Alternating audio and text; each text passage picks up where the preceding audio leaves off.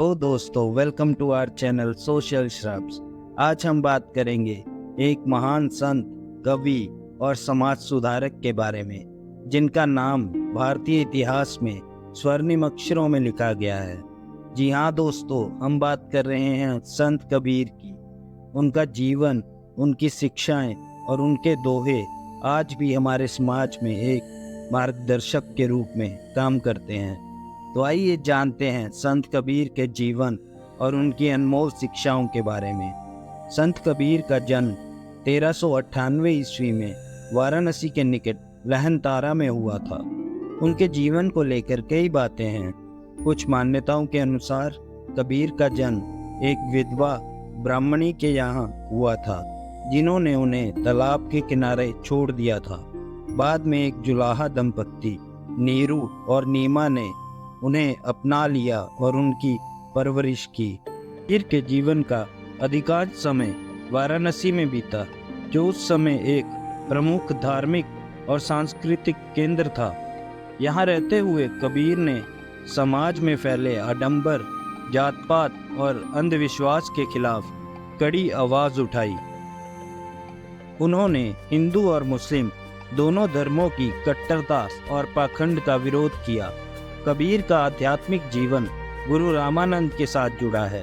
कहा जाता है, एक बार जब रामानंद गंगा स्नान के लिए जा रहे थे, तभी कबीर ने उनके चरणों को छू लिया था। रामानंद ने उन्हें राम राम कहकर आशीर्वाद दिया और यही शब्द कबीर के लिए गुरु मंत्र बन गए।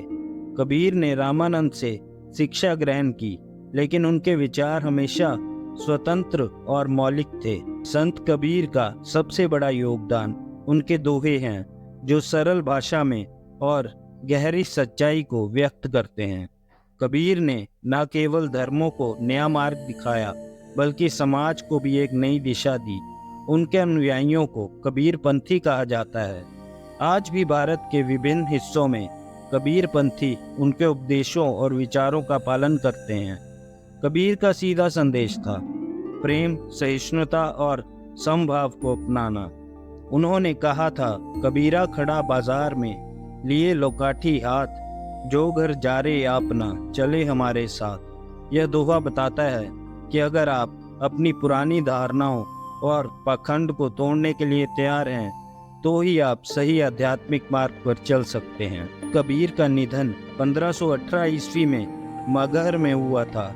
उनकी मृत्यु के बाद भी उनके अनुयायियों के बीच विवाद हुआ कि उनका अंतिम संस्कार हिंदू रीति से हो या मुस्लिम रीति से।